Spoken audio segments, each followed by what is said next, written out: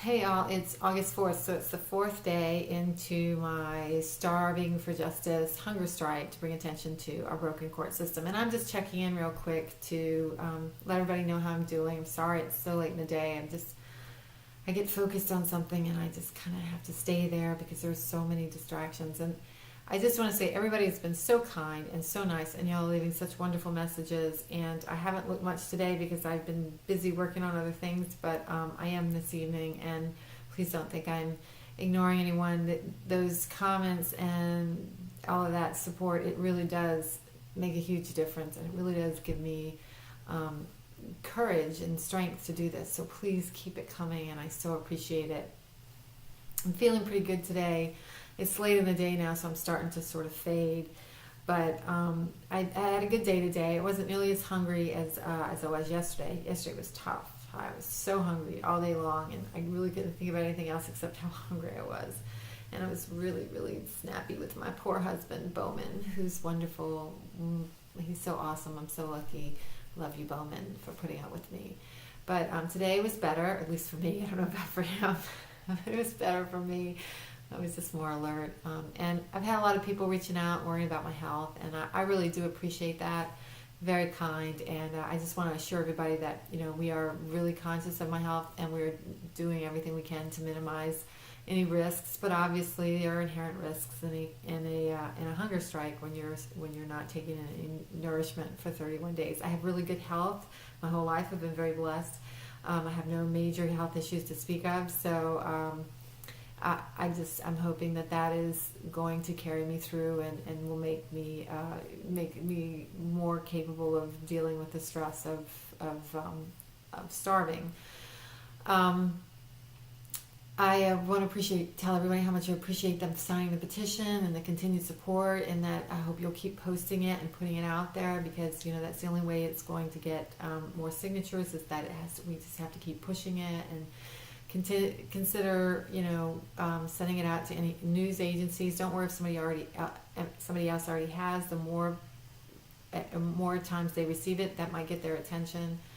And there's something that I kind of want to ask about, and that is, we have over 1,000 people in our group, the Starved for Justice group on Facebook, but we don't have 1,000 signatures, and I'm really curious about that. I know a lot of people are afraid to stick their neck out, and they're afraid to sign because the courts are so brutal and they will punish. I know that, but I just wish I knew that there was what we could do to encourage those, people who are part of the group but have not signed the petition yet, to sign it. So I was thinking, if you could just send me a message as to why you're not signing, or is there something I can do to make it more, so that you would sign it, and if you want to just email, you can message me on Facebook, or you can email me at bridge2justice@gmail.com. So it's not the word two, and it doesn't have a hashtag. It's just two, BRIDGE 2 JUSTICE.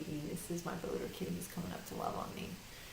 And so I know that it's really frustrating to most of us who are involved in this to figure out how to get people to pay attention. And the more research I'm doing, it's so obvious that this has been going on for years and people aren't paying attention. And there are a lot of good people out there who have a lot more stature than I do, who are speaking out, and it's just getting ignored. And so I think that's our big challenge, is trying to figure out what we need to say or do to bring attention, which is kind of the reasoning behind this hunger strike, which is, I'm thinking it's drastic and it's supposed to make a statement. So but I can't do it forever or I will die.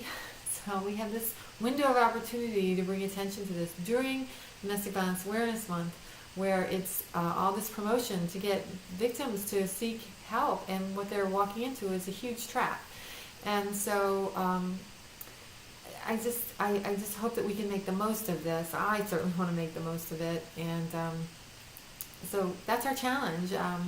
One of my theories is, I think people who don't understand what's going on in the courts is that they hear these stories and they're awful. They're just horrible. That each is worse than the last, and it's terrible. And I'm just hearing them. I'm not living them. And I cannot imagine what it's like to live them. So I think people who don't understand the courts and what's going on and aren't experiencing it sort of don't know what to do with it. So they tell themselves that that's terrible, but there must be a good reason for it. And, we know, I know, and most of you out there know that there is no good reason. And so that's our challenge, is we have to convince people that there really is no good reason, that the courts are arbitrary and capricious, and they're not following the rule of law, they're not abiding by the law, they're not abiding by due process. They're just sort of letting a group of people who kind of have all this power do whatever they want with it and make whatever decisions they feel like making with it. And somehow we've got to get that out. So please keep supporting the petition. Please keep reposting it. Please keep supporting me, because your words of kindness and support are so important, and they really just, they really help. I just can't tell you how much they help. So please keep it up. Ask everyone you know to sign the petition. Post it every day. Whatever you can do. I really appreciate it. And thank you. I will check in tomorrow to let y'all know how I'm doing. But today, I feel good. All right. Thanks. Bye, y'all.